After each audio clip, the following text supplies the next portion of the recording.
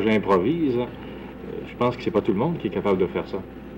Je pense que ça fait assez longtemps qu'on l'a refait assez souvent pour savoir tous par cœur.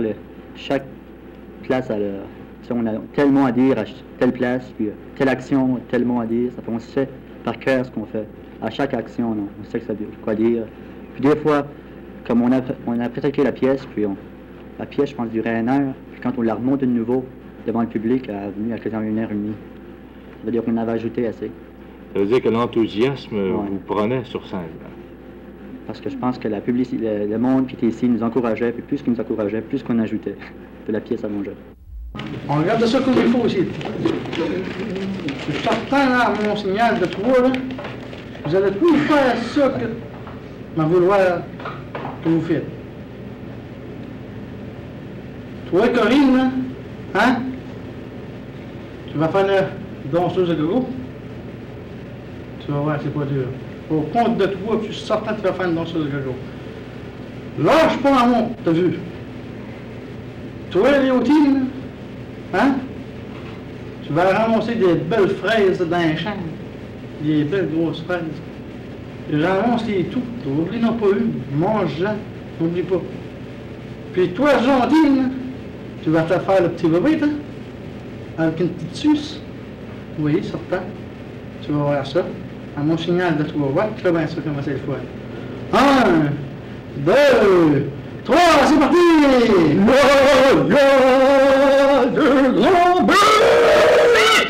grand dans mon lit!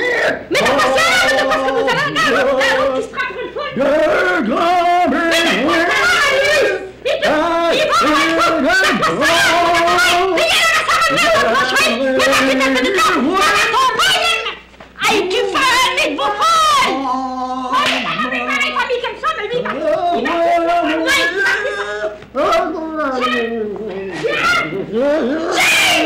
Vous aviez quand même un canevas, vous aviez des idées de base sur lesquelles vous travaillez. Ah oui, on a eu des idées de base. La base était une famille. Qu'est-ce qui pouvait se passer dans une famille? Notre pièce à 3 actes, la cuisine durant un repas, ce qu'on pouvait dire, puis ensuite au salon, ce qu'on pouvait discuter, puis ensuite une scène dans la chambre à coucher, notre chambre, qu'est-ce que 3 filles pouvaient faire dans une chambre à coucher. C'était pas de l'érotisme. Non, c'était surtout pour faire fâcher les parents, ça. Le langage que vous utilisez dans cette pièce est celui d'un certain groupe de gens de Passepébiac qui disparaissent. Ce sont les plus vieux. Est-ce que les gens, les plus jeunes, comprennent ce que vous dites sur scène? Je pense qu'ils ont bien la difficulté à nous comprendre parce qu'on a eu une expérience un peu, surtout la dernière présentation que nous avons faite, en fait, pour les jeunes. Il y a beaucoup de jeunes qui sont venus, puis il y a beaucoup de jeunes qui, tu sais, l'atelier c'était différent. Le monde, ça applaudissait pas, moins, puis ils ne comprenaient pas ce qu'on disait, puis c'était seulement des jeunes, parce qu'il y avait au-dessus de 300 jeunes qui avaient venu. Ça fait, ils n'ont peut-être pas trouvé ça trop comique. Et vous parlez vite aussi. Justement. C'est une caractéristique des gens de Passepébiac de parler vite. Oui, je pense qu'on a tous ce défaut-là. Et d'avoir une parlure spéciale qui disparaît, je pense que c'est malheureux. Est-ce que vous trouvez? Disons malheureux. Pourquoi l'avoir utilisé dans la pièce? Je sais pas, parce que j'ai pas honte. Mais pourquoi l'avoir utilisé? Est-ce que c'était... Ça faisait plus comique de voir que nos enfants avaient de la misère à nous comprendre. Est-ce qu'au départ, c'était pour être présenté au public? Non, je pense pas. C'était juste pour nous présenter ça devant les élèves du cours du soir. Puis la première soirée, ce qu'on a fait, on l'a présenté devant les cours du soir. Puis ils nous ont dit, si vous laissez ça là, c'est pas correct. Il faut vous présenter ça devant le public aussi, devant le monde. C'est ça qu'on a fait. Mais pour le commencement, c'était juste pour les élèves de notre classe et ceux du cours du soir. Mais en Gaspésie, par exemple, là, vous présentez votre pièce à Passepébiac, disons que vous allez à Gaspé. Est-ce que les gens pourront comprendre votre pièce? Hein? Tout probable. Je suis certain que dans la plupart de la Gaspésie, le monde a un langage, ceux les anciens un peu, ils peuvent nous comprendre bien facilement. Est-ce que vous avez fait des recherches au niveau du langage? Ah non, ça a venu automatiquement. Parce que vous vivez avec. Justement. Rénal Callan n'est pas un artisan comme les autres. Ces pièces, il les réalise en utilisant des os de morue, des coquillages de crabes et d'araignées de mer, des bois rejetés par la mer, des coquilles de moules et de pétoncles, bref, tout ce que la mer veut bien lui donner. Rénal Callen habite Carleton et pratique le métier de coiffeur.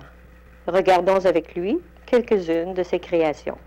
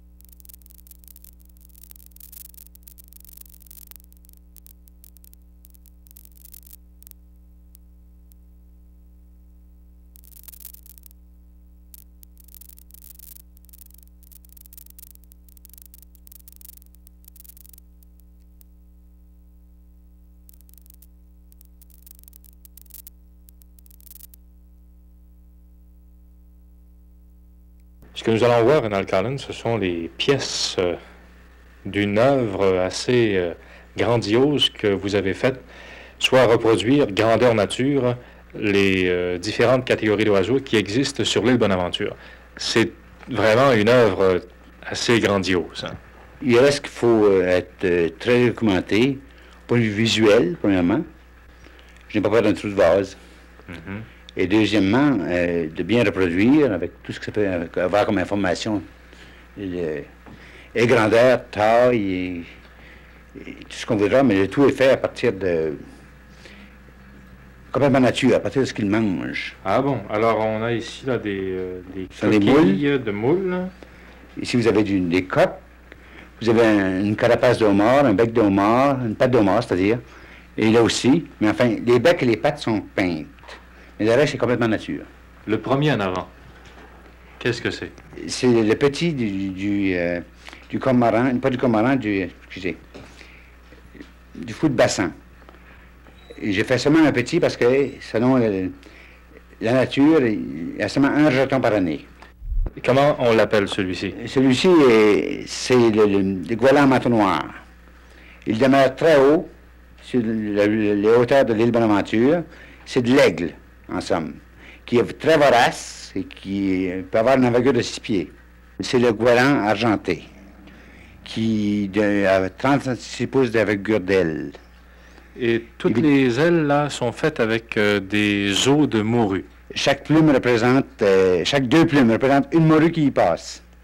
Et ces os de morue, vous êtes obligé de les découper, de évidemment, les coller? Oui, évidemment. C'est découpé, collé, nettoyé et purifié, en somme, pour que ça ne sente pas et ça se conserve.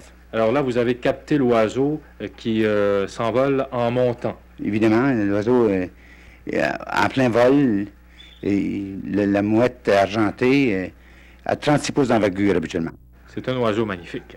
Très beau, c'est l'oiseau qui couvre nos plages, qui couvre toute la péninsule Gaspésie, enfin, et beaucoup d'autres plages dans le monde entier. C'est la mouette qui est la plus répandue. Plus répandue, oui.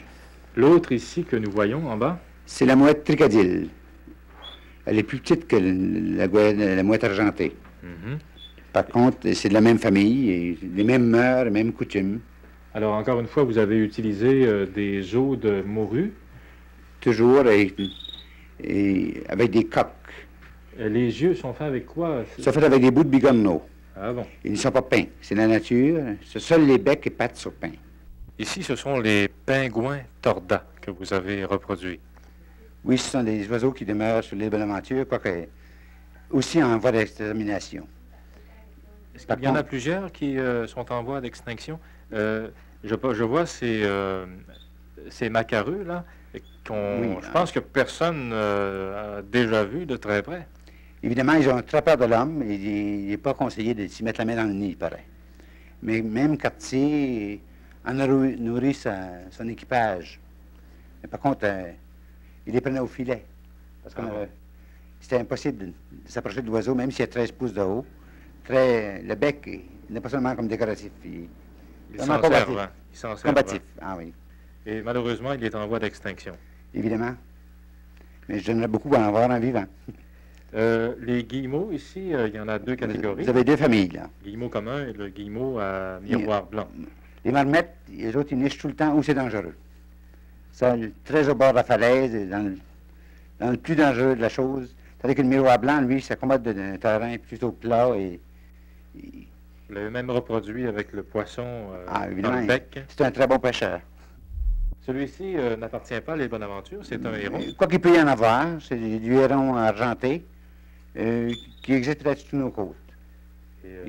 Qui est quand même encore une peur énorme de l'homme, mais qui, malgré tout le modernisme, ne s'acclimate pas.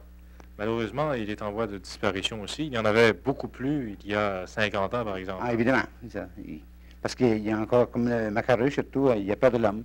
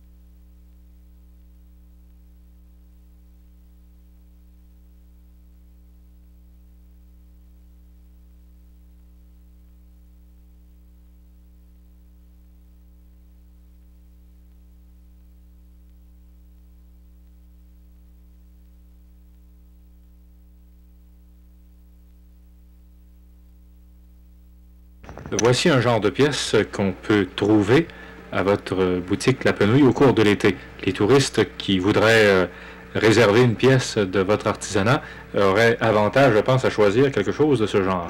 Évidemment, le tout est conçu pour... en voyage, on ne tient pas votre bagage. Donc, ceci peut facilement se transporter à travers le linge. Et même si c'est quand même la fragilité de la porcelaine, il reste que la pièce est typique, authentiquement gaspésienne. Et le tout est composé d'une entrée de cage au mort, de la jute bleue, et ce sont des os de morue dont seuls les corps sont travaillés. Les ailes, Vous avez une idée ici. L'aile, c'est d'ailleurs ce qui m'a permis de créer ces oiseaux. L'os de morue est parfaitement travaillé comme l'aile d'un oiseau au vol. Alors, vous la découpez ensuite. Évidemment, les corps sont découpés, ou l'oiseau à terre. Mais l'oiseau au vol, les ailes sont nature. Nous avons d'autres pièces ici, par exemple des oiseaux qui... Ce sont des macareux moines, vulgairement appelés perroquets de mer, moines de mer. Enfin, ici, je me suis servi du bigorneau, dont l'œil n'est pas peint. Cette pièce-ci n'a aucune peinture. L'œil n'est pas peint, enfin, les becs et pattes sont de morue, d'os de morue et de moule. Tout y passe, mais sans artifice apparent. Cette pièce-ci est assez jolie. C'est une jeune fille qui porte une robe assez originale. Ce sont des coquilles de pédoncle. Hein? Des pétoncles, oui. Alors, est-ce qu'elle a un nom? Est-ce que vous Elle s'appelle Tracadie, qui, à l'époque de la déportation, Carleton s'appelait Tracadièche. Tracadigache avant, non indien, non micmac. Par contre, plus tard, on l'a francisé en Tracadièche pour finalement devenir la petite Tracadie parce que c'était Carleton à l'époque était le centre que je dirais des expropriés, quoi. Alors, à partir de ça, je pense qu'on peut montrer quelque chose qui vous plaît particulièrement, je pense, c'est de fabriquer des poupées. en avons une ici, avec comme visage